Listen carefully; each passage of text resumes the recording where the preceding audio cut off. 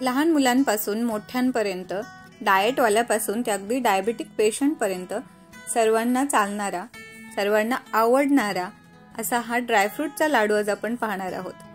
हा लाडू तयार करण्यासाठी कोणत्याही प्रकारची आर्टिफिशियल शुगर वापरलेली नाहीये, ना साखर, ना गूळ, ना पाक करण्याची गरज आहे। याच्यामध्ये नॅचरल स्वीटनेस असलेले खजूर आपण वापरलेले आहेत आणि ड्रायफ्रूट्स आहेत। तर असे हे शुगर फ्री डाएटवाले किंवा उपवासासाठी सुद्धा चालणारे हे जे लाडू आहेत त्याची रेसिपी अगदी साधी सोपी आहे। शेवटपर्यंत नक्की पहा। जेमतेम 10 ते 15 मिनिटांमध्ये लाडू आपले बनवून तयार होतात आणि करायला देखील खूपच सोपे आहेत। कोणीही ही रेसिपी पाहिली तरी ती व्यक्ती करू शकते, अशी सोपी रेसिपी आहे। खजूर ड्रायफ्रूट लाडू करत असताना तुमच्या आवडीप्रमाणे तुम्ही ड्रायफ्रूट्स निवडू शकता।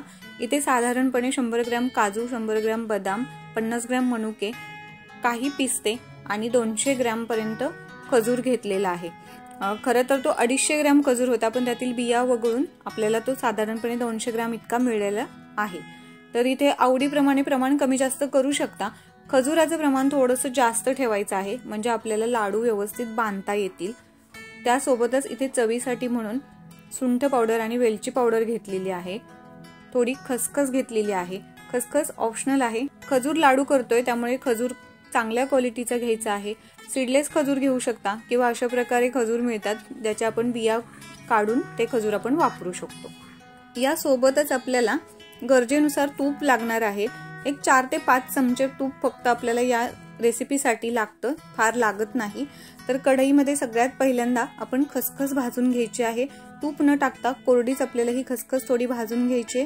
खसखस नसेल नाही टाकली तरी चालेल, पण दिवाळीचा सण झालेला आहे, आपल्या घरामध्ये खसखस, वेलची पावडर वगैरे या गोष्टी तयार करून ठेवलेल्या असतातच, त्यामुळे इथे आपण या वापरू शकतो। खसखस कोरडीच भाजून घ्यायची आहे, जास्त करपवायची नाहीये किंवा खूप ब्राऊन रंगावर सुद्धा आपल्याला तिला भाजायची नाहीये।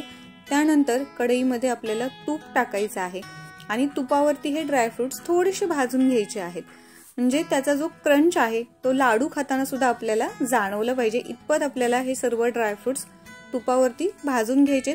करपवू द्यायचे नाही किंवा त्याचा रंग बदलू द्यायचा नाही आहे। छान क्रंची असे भाजलेले हे ड्रायफ्रुट्स आपल्याला थंड होण्याकरता बाउलमध्ये काढून बाजूला ठेवायचे आहेत। याच कढईमध्ये थोडं आणखी तूप टाकून मनुके सुद्धा आपल्याला भाजून घ्यायचे। मनुके लगेच भाजले जातात, 1 मिनिट फक्त त्याला आपल्याला तुपावर परतायचे आणि बाजूला काढून घ्यायचं आहे। मनुके आणि इतर ड्रायफ्रुट्स आपल्याला वेगवेगळे भाजून वेगवेगळे ठेवायचे आहेत।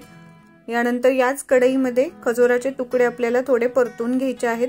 खजुराचे तुकडे जर अगदी बारीक केलेले असतील तर आपल्याला ते कढईमध्येच गरम करून छान बारीक करता येतात किंवा ते स्मॅश करता येतात। जर मोठे मोठे तुकडे असतील तर आपल्याला 1 मिनिट फक्त हे कढईमध्ये तुपावरती छान परतून घ्यायचेत आणि त्यानंतर आपल्याला ते मिक्सरच्या भांड्यामध्ये फिरवून घ्यायचं आहे।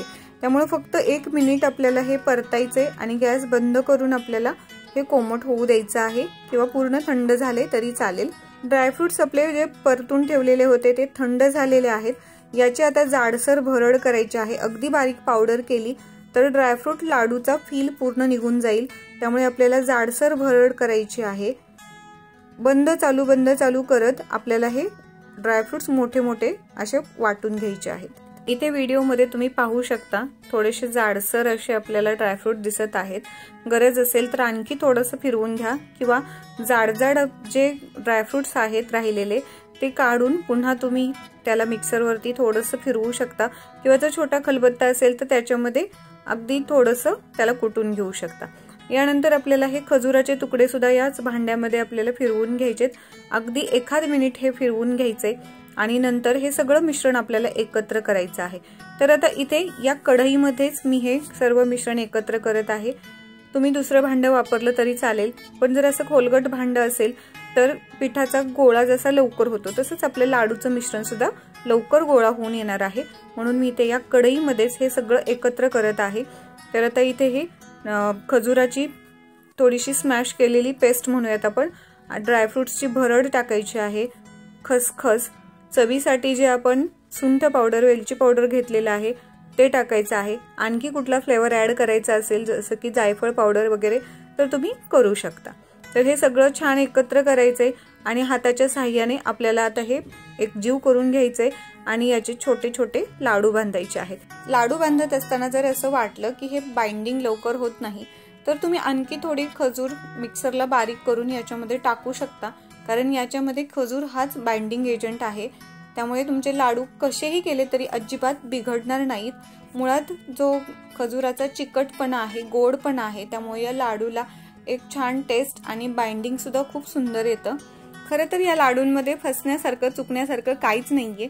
तरी सुद्धा जर समजा ड्रायफ्रुट्सचं प्रमाण जास्त झालं आणि खजूर कमी पडलं तर ऐन वेळी सुद्धा तुम्ही ड्रायफ्रुट्स मिक्सरवरती बारीक करून याच्यामध्ये टाकून तुम्ही लाडू बांधून घेऊ शकता.